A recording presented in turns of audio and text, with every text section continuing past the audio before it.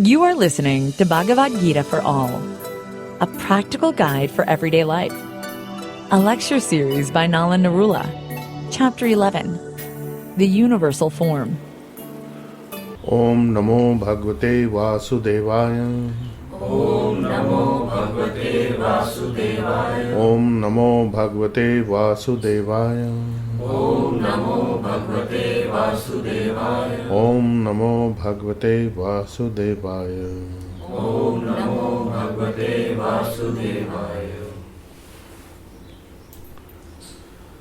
Last time we had completed text 35 of chapter 11 of the Bhagavad Gita, where Sanjay is reporting to Dhritarashtra that after hearing what Lord Krishna had to say to Arjun, and basically the statement was exhortation to Arjun to get up and fight so that he would enjoy a flourishing kingdom after conquering his enemies, because Krishna has decided that all these people on the battlefield are going to be put to death by his arrangement, and except the Pandavas, and he should just get up and fight and not be fearful for any consequences, because Krishna had decided, and this is the righteous battle that he has to fight.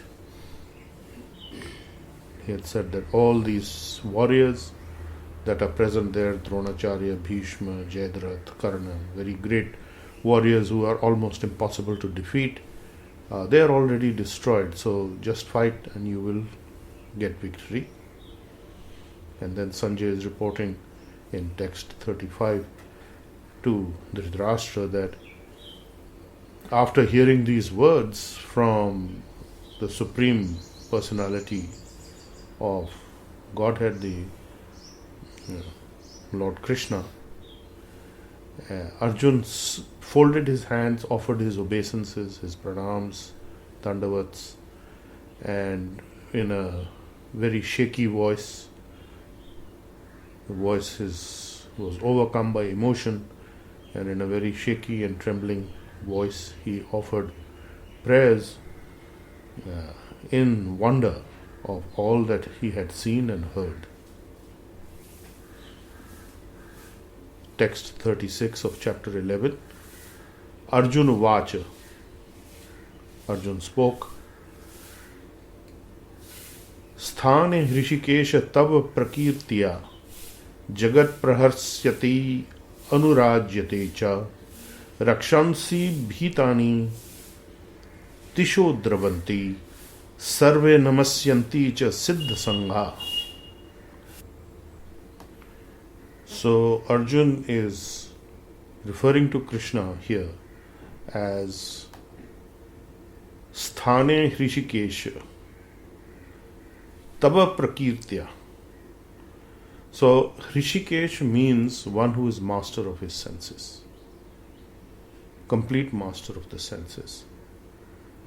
And Sthane means the ultimate place, the proper place. So Krishna is the proper place, the best place, the best placed also, the most appropriate. And Hrishikesha, the controller of the senses. So this is very significant.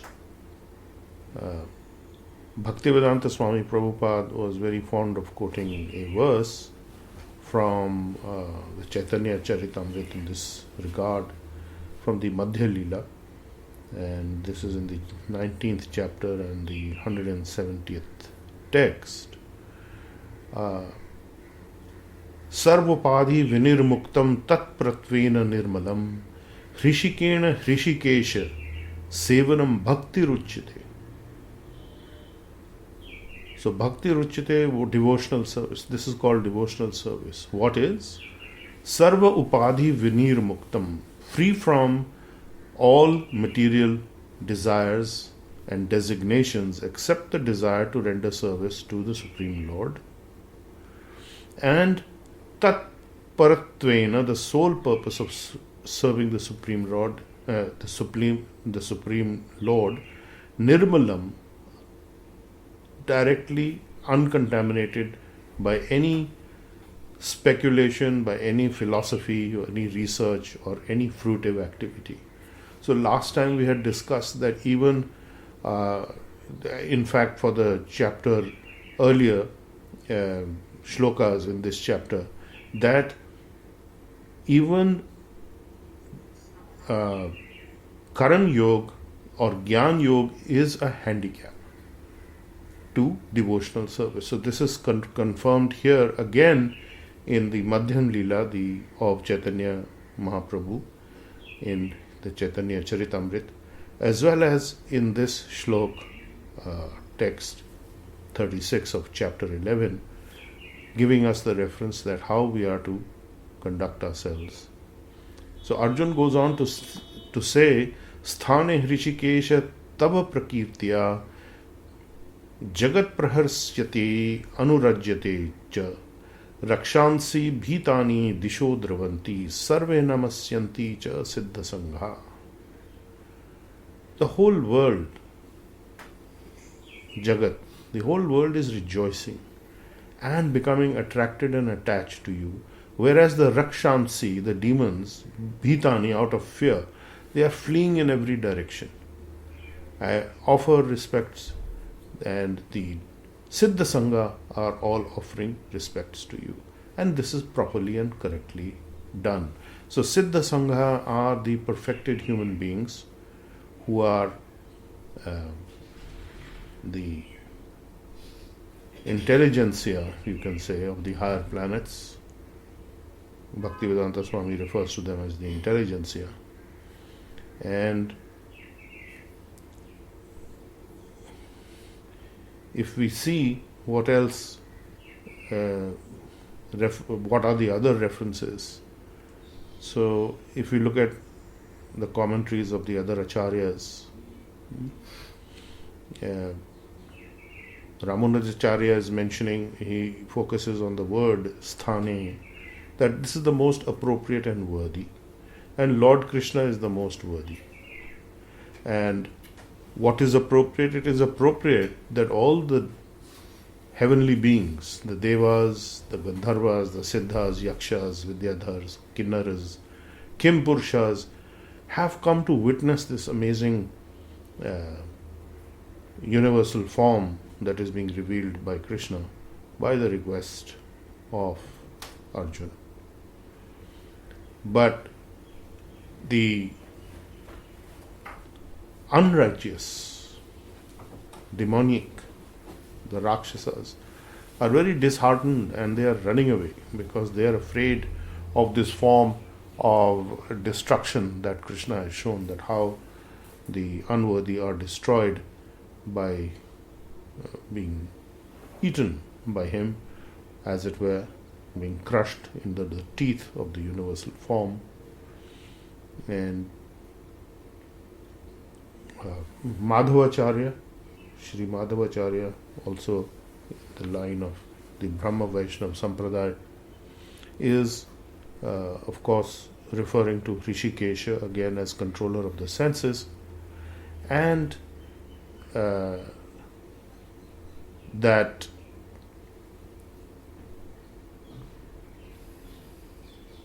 he has expanded himself into the heavenly bodies like the sun and the moon, and those are the powers of his expansion. And he is also the Chaitanya, or the life force in all living entities. So this is significant, that from all directions the acharyas are agreed on this understanding, and that Krishna is the most rightly placed person and all attractive to those except the demonic. So then we have text 37. Kasmat chate namiran mahatmam garishyase brahmano api adi kartre ananta devasha jagannivasa Tvam aksharam sadasat tat param yat.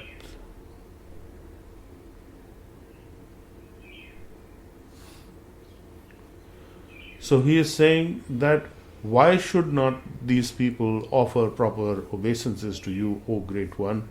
Because you are better than Brahma, and who is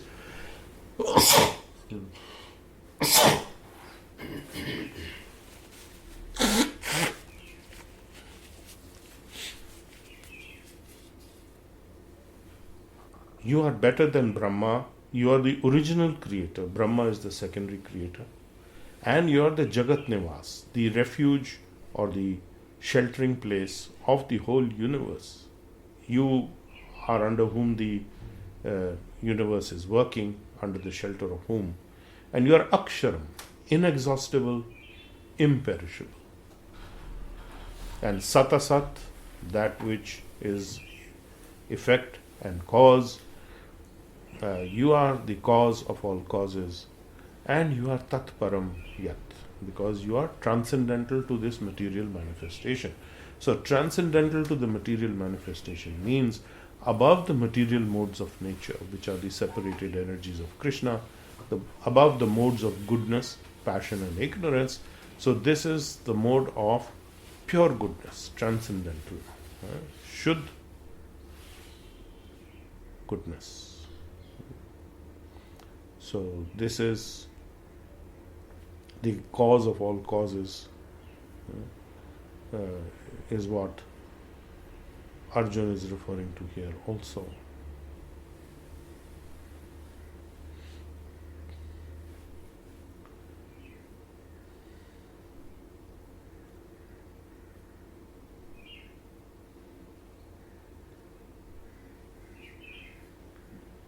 Then we have the next text, text 38. Tvam Adideva Purusha Puranas, Tvam Asya Viswasya Param Nidhanam, Vettasi Vedyam Cha Param Cha Dham, Tvaya Tatam Vishwam Ananta Rupa. You are the Adidev, the original Supreme Personality of Godhead.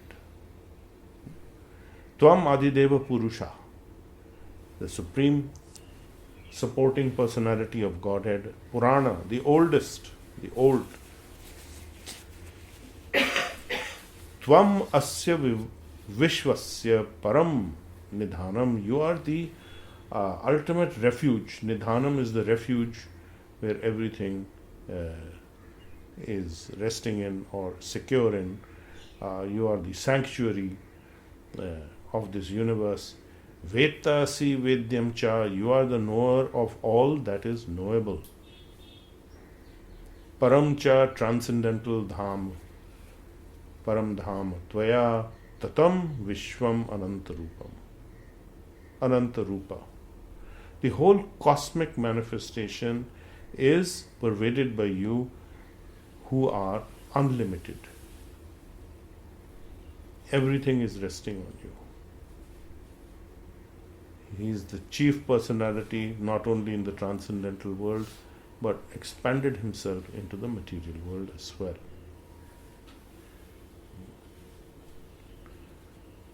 So, just seeing if there's other references here, any other expansions of these meanings, and basically these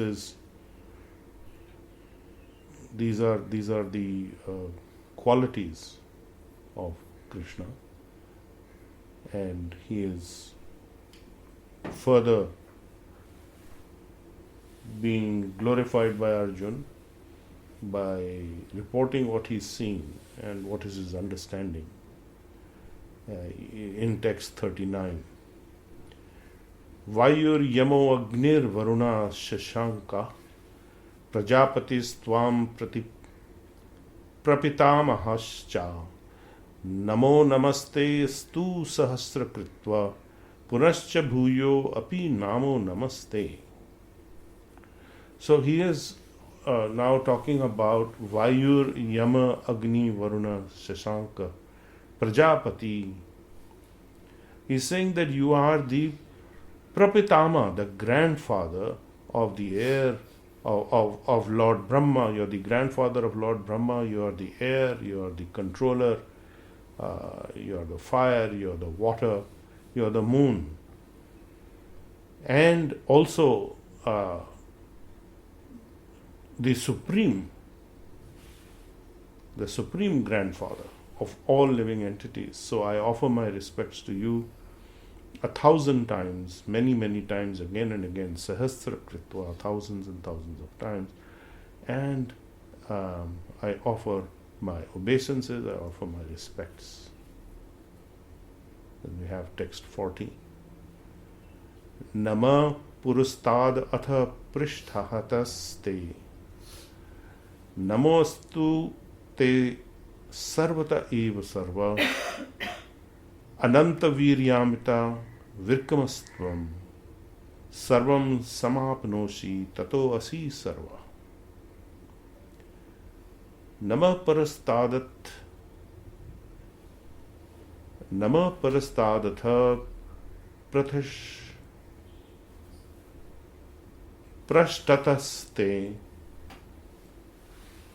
prashtataste namoastu te sarvata eva sarva. So I am offering my obeisances to you from the front, from the back, from all sides, from above, from below. I offer all my obeisances to you because eva sarva ananta virya. You are everything. You are unlimited, unending potency, amita vikrama, unlimited force, and you are sarvam sama nosi. You are covering everything, and thus you are everything. You are all pervading, and you are everything. Whoever comes even before you is actually created by you.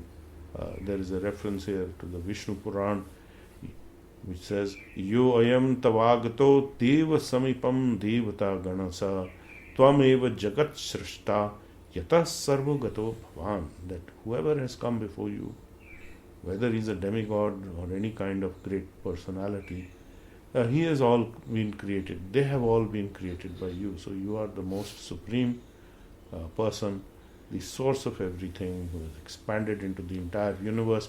Wherever one may look in the universe, it is all your resplendent glory, and it is your unlimited personality and power and potency. So what more can Arjun describe this as? He is unable to say enough in praise of Lord Krishna or in praise of his glories. So then we have text 41 and 42. Sakheti matva prasabham yaduktam he Krishna he Yadav he Sakheti ajanata mahimanam tavedam maya pramadat pranayena vapi yachavahar hasartham asat kritovasi viharasaya sana bhojaneshu eko atha vapi uchyate tad samakshayam tat kshamaye tvam aham aprameyam. So, sakha iti matva prasabham yatuktam he Krishna he Yadav he sakha iti ajanata mahimanam tava idam maya pramadat pranayena vaapi yat cha avahasartham asakrita asi vihara shayya asana bhojaneshu eka athva achyutya tat samaksham tat kshamaye tvam aham aprameyam. Now Arjun is thinking about how his relationship with Krishna has been. After all this looking into the great universal form and all the qualities. Now he's saying that I have taken you as my friend. I have thought of you as my friend, just like me. And I have said, hey Krishna, oh you Yadav, referring to him, you are my dear friend. Without knowing your glories and without, understanding who you really were, I was foolish. And I said all this and did all this out of love and in joking, and I have dishonored you. So this has been very great dishonor, because I was very relaxed with you, joking with you, lying in the same bed, eating food, competing with you in sports and games, and thinking you are just like other people. And although you are my dear friend, but I did not know that you were the most infallible one.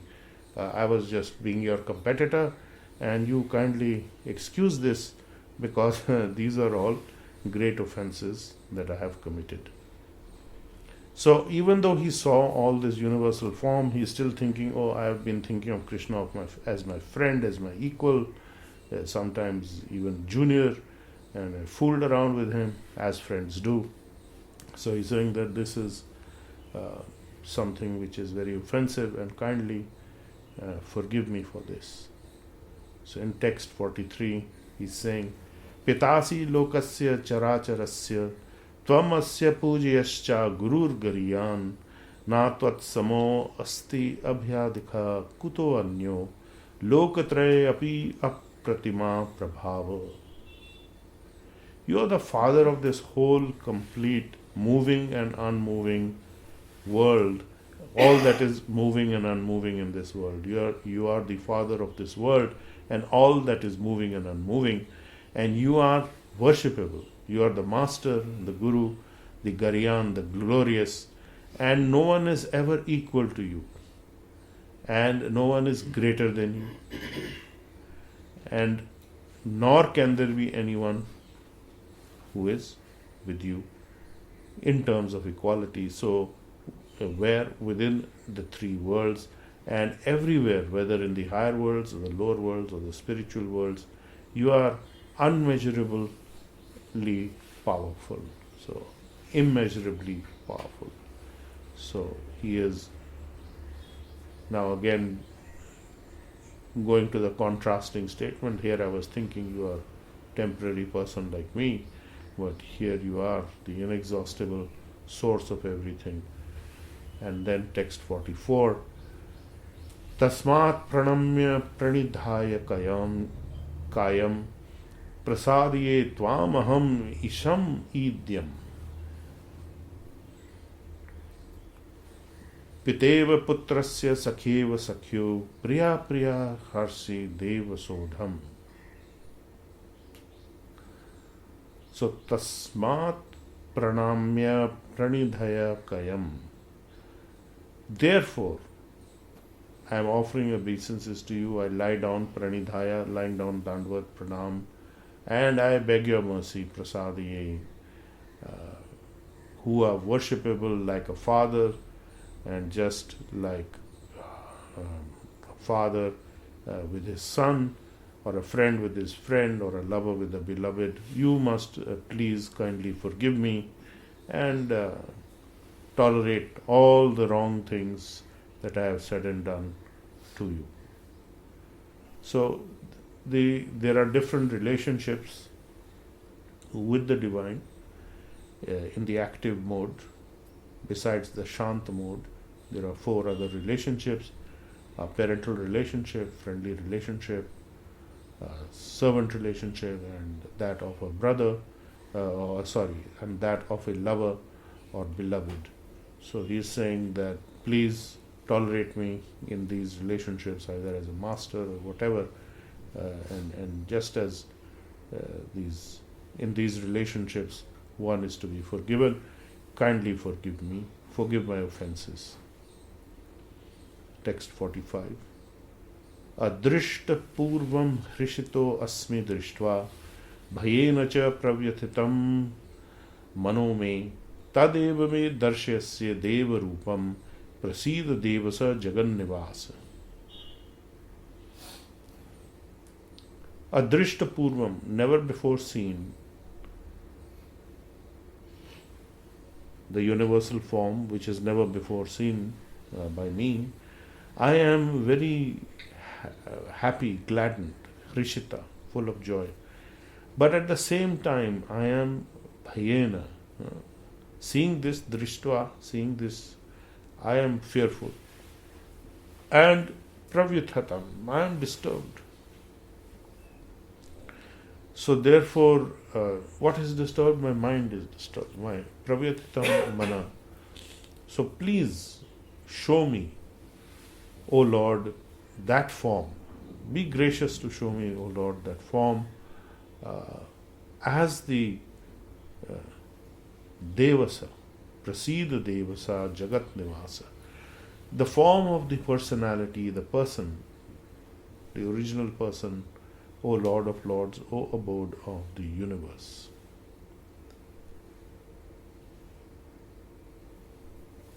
(46) Text. Kiritinam gadinam chakrahastam michhami tvam drushtumaham tathaiva. Tanaiva rupena chaturbhujena sahasrabaho bhava vishvamurte. So Kiritinam, with helmet and gada, chakra, hasta, with the disc in your hand, I wish to see that form, that four-handed form.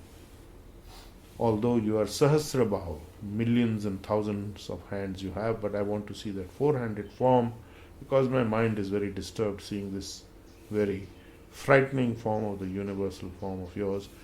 And Vishwamurte, I understand that you are having this universal form also, but I would like to see the other form, the four-handed form, because mind is disturbed, I'm a little fearful. All this, lot of emotions have been churning as his realizations have been moving along. So many emotions Arjun has been going through, and he is now requesting Krishna, please show me your four-handed form as the Supreme Personality of Godhead in the four hands, holding the Shankh, the Gada, the Chakra, the Lotus, and so on. And you are in other words, I don't want to see this universal form anymore. I would request you to change from this millions of armed form to just the four-armed form and human form, that which I can look upon and meditate upon. So we will conclude today here at text 46 of the 11th chapter of Bhagavad Gita, the unlimited universal form, that Arjuna has been through a whole gamut of emotions and seeing and describing what he has seen and feeling regret that he has offended his friend who he thought was his friend and is still his friend, but he is such a great friend that he is actually the source of all sources, he is the God of all gods, and in friendship he has unknowingly offended him by treating him as an equal, as a buddy, and referred to him as, oh Krishna, hey you Yadav Majas, somebody would say, in modern parlance you would say, hey buddy, friend, or part of the same clan you would say, oh Punjabi, like that, so like that. So he is saying that no one is equal to you anywhere, and I have just committed these offenses, and I am finding this form of yours, the universal form, very fearful and frightening, although it is amazing. I would like to see your four-handed form.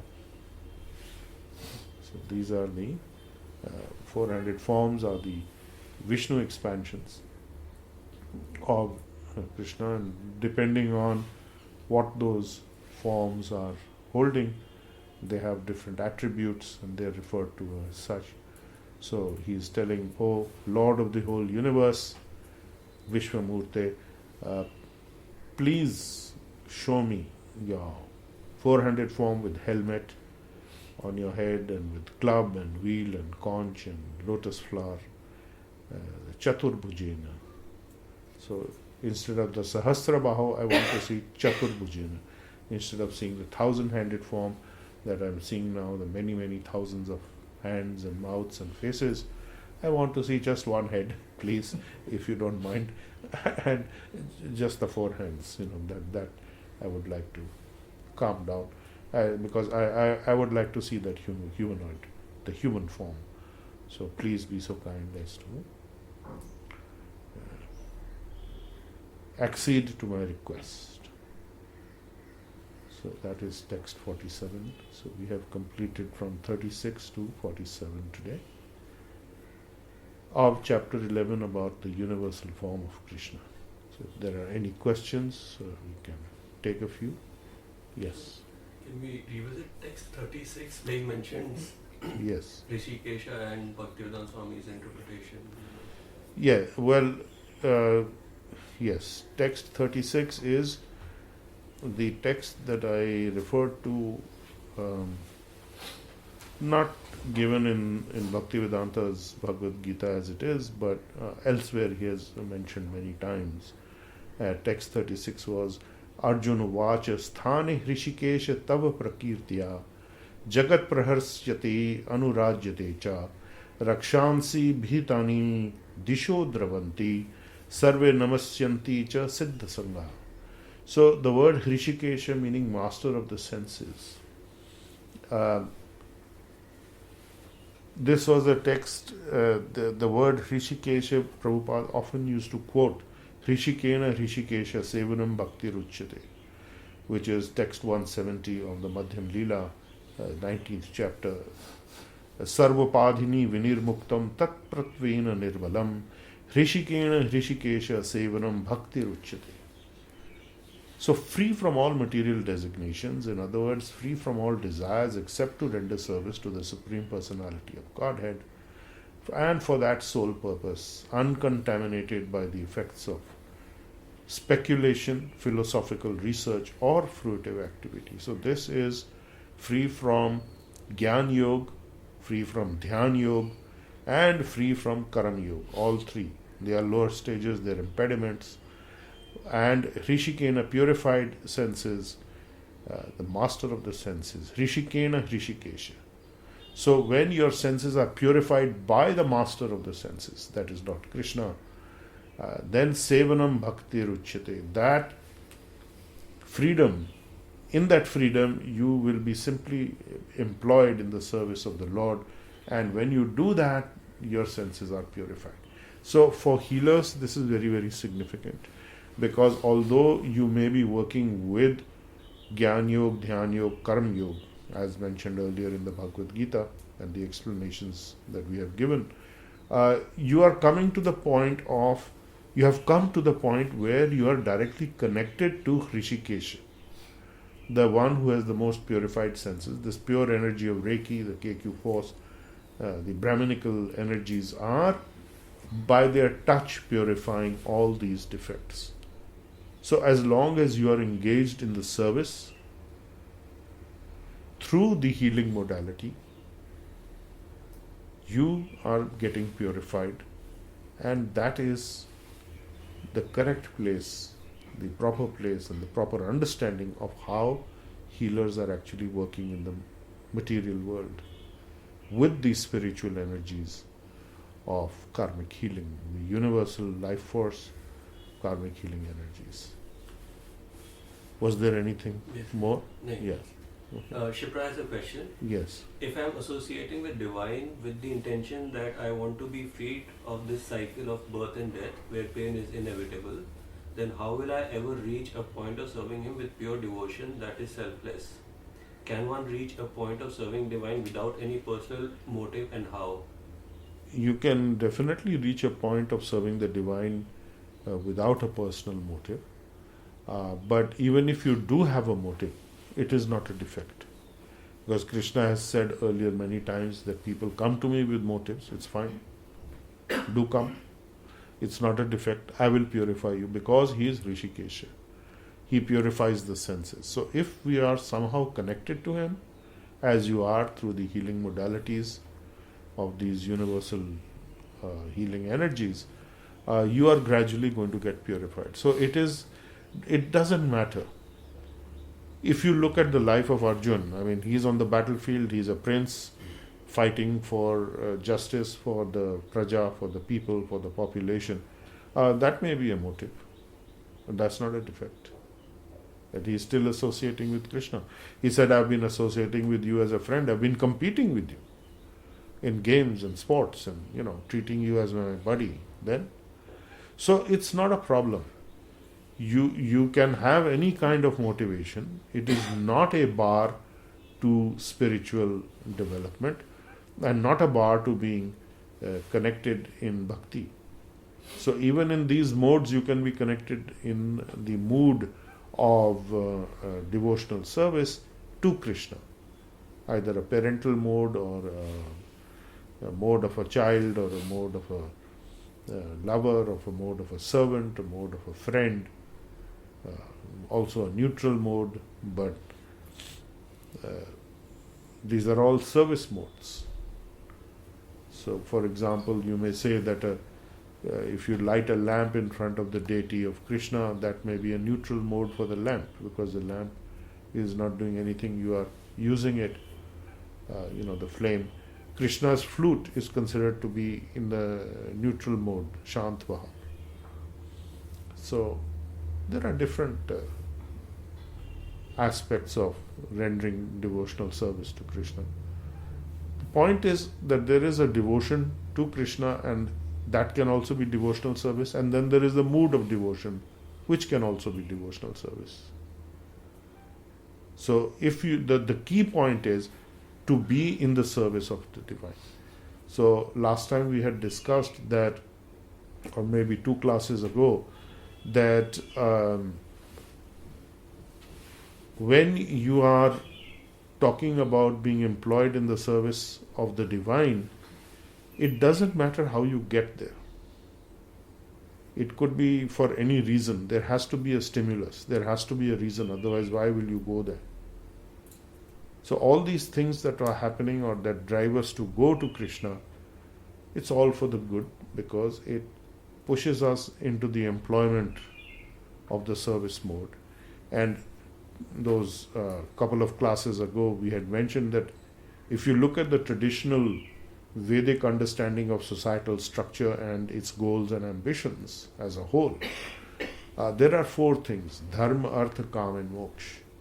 So dharma means following the righteous path to get the proper karmic resonance and background and the consequences, the desirable ones, to follow the path of your essential occupational duty, that is dharma, from which comes artha. Artha means money, finance, wealth. You get the wherewithal, the opulence to satisfy kam, which is all your desires, whether they are sexual desires, whether they are other desires for achievement. So marriage is the place for satisfying your sexual desires according to the varnashram system, and so on. And then you earn money, you do some work, and you get something. So it is not that you are not going to do any of that if you are in service of Krishna, but you use that in the service of Krishna. And then finally there is moksha. Moksha means to be liberated from the repeated cycle of birth and death. But we said that there's a 5th thing, which is Krishna Seva. You have to be employed in the service of the divine, which is what we are doing right from the beginning as a healer, that you are in a hidden way immediately employed in the service of the divine. Why and how? By helping not only yourself to be liberated from the binding consequence karmas, but helping others also, as a simultaneous process.